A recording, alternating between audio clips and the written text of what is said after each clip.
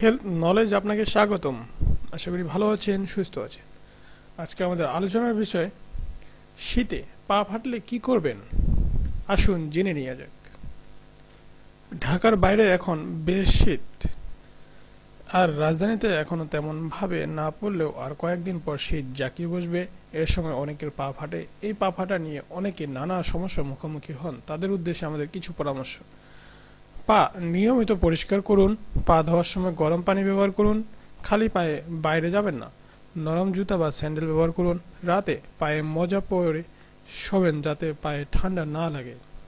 ঘরোয়া পদ্ধতিতে পায়ের গোড়ালি ফাটা দূর করার কিছু উপায় দেওয়া হলো। ওয়েল মেসেজ: প্রথমে পা পরিষ্কার করে ধুয়ে শুকিয়ে নিতে হবে। তারপর গোড়ালি ফেটে যাওয়া জায়গায় অলিভ অয়েল, নারিকেল তেল লাগিয়ে এক জোড়া মোটা মোজা পরে সারা রাত রেখে দিতে হবে।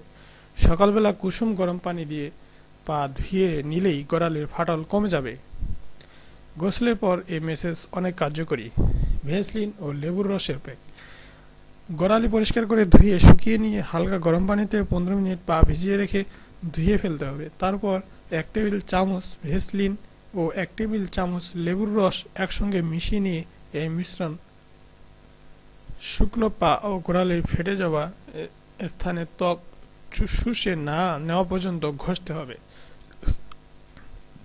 ধন্যবাদ ভিডিওটি দেখার জন্য। আশা করি উপকৃত হবেন।